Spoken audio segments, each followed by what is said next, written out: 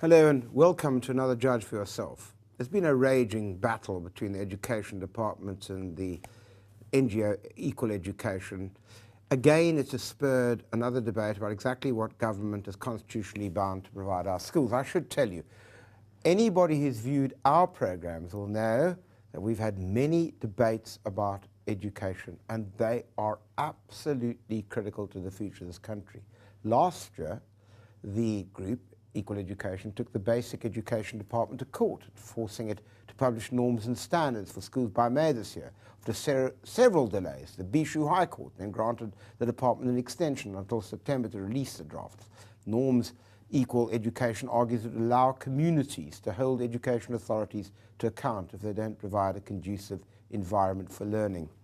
So that's the context for our debate this evening, and in the Cape Town studios, we are joined by Equal Education's Bayanda Mazwi and education analyst Graeme Bloch. In Johannesburg studios, we have the Deputy Minister of Education, Enver Surty. I wonder if I can start by listening to what the ministers had to say about the sheer magnitude of the responsibilities which the department is burdened with. It's a big sector. More than 22,000 schools. I was saying even the biggest company in the world doesn't have so many stores where you have 12 million clients a day in your care for more than 4 hours. It's huge. Even in stores, people go in and out. But there you have to look after 12 million people for more than 6 hours a day. So it's a huge sector with lots of challenges, a big budget, lots of people employed. Can I just ask you, Graeme, to start off with, what the minister's saying is that she's got this enormous operation. I mean, what, 25,000 schools, plus or minus. It's a massive corporation that she's running, so she suggests. I'm wondering whether, in fact, we're looking down the wrong periscope in this debate by sort of looking at the, as a department to solve the problems, whether the sheer magnitude of this problem is beyond the governmental department. Well, two things. One is don't shout at Equal Education. You need them, they're your friends. And the more friends you've got, the better. And the other is norms and standards are really important because they tell us what kind of schools we want and what kind of schools we're fighting for. So I think on both counts, let's get behind norms and standards and see how they can help us. Deputy Minister, how do you respond to that? Well, thank you very much for the invitation. My Pleasure. response is certainly the opening remarks of the Minister are quite critical and relevant. Education itself is a huge, complex enterprise. In addition to what the Minister had raised, we also feed about 8.9 million children every day, distribute more than 100 million workbooks countrywide. So it's huge.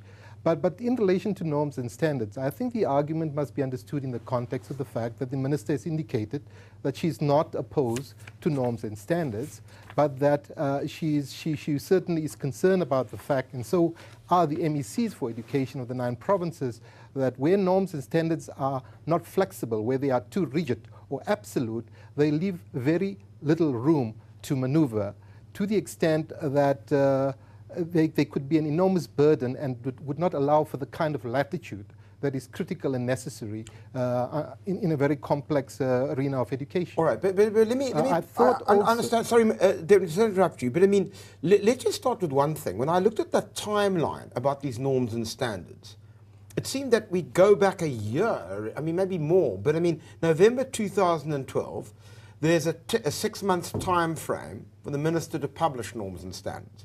In January, there's some draft in which there were only 35 submissions. Then there's another 11-week extension. Then we go to court. Why has it taken so long? And why has the ministry been compelled by an NGO to have to do this? Surely this is the sort of thing it should be doing off its own bat. No, thank you for that.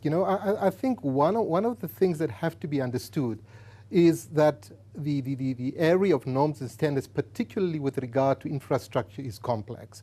There has been no dispute or disagreement about the fact that schools must be provided with electricity, with water, with laboratories, with adequate space. We had set out optimal norms. The MECs for education, obviously with whom we have to confer, were of the view that the norms that were prepared and drafted in 2008 were certainly too demanding and too rigid. And therefore, they suggested at the time that rather than having them proclaimed or prescribed, that they should serve as a useful guideline. Now that's an important starting point, because if we look at what has been raised in the context of norms and standards, there seems to be a conflation between the provision of infrastructure and the demands for norms and standards. At no stage whatsoever has Equal Education or any other entity raised the fact that what we have built or what we have, the infrastructure that we have provided, whether at a level of a national department or a provincial department, have been inadequate. Today, as we speak right now, week by week, a new school is being delivered in the Eastern Cape. There are no norms, but this continues. In other words, we recognize the need to provide adequate infrastructure to all our learners, 12 million wide, and recognizing the legacy of the past, it becomes very critical that we do so urgently. Okay, so now how do you respond to that in part of equal education? I've heard what the Deputy Minister said. I've given an opportunity. I know that Graeme Bloch says that they shouldn't be shouting at you, and therefore, in a sense, he's taking a position perhaps that you may support. But what do you say about the Minister, that maybe this norms and standards isn't the critical question? Thank you so much. In 2011, the Minister wrote to Equal Education saying that she won't publish norms and standards for school infrastructure, she will publish guidelines. Actually, this is what forced Equal Education to take the department to court, because we felt like guidelines won't be followed and won't hold the MECs and the Minister accountable to deliver services and resources to schools. And that is why we think that norms and standards for school infrastructure will force the ministers and will force the MECs to deliver these services and resources to schools. But he's saying that that's what they're already doing. They are doing it.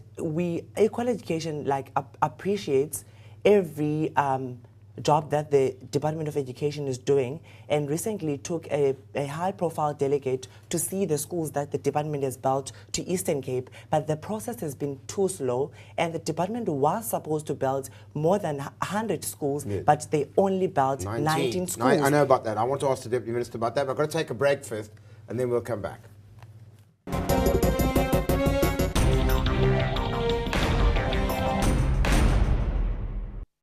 News that moves. ENCA.com.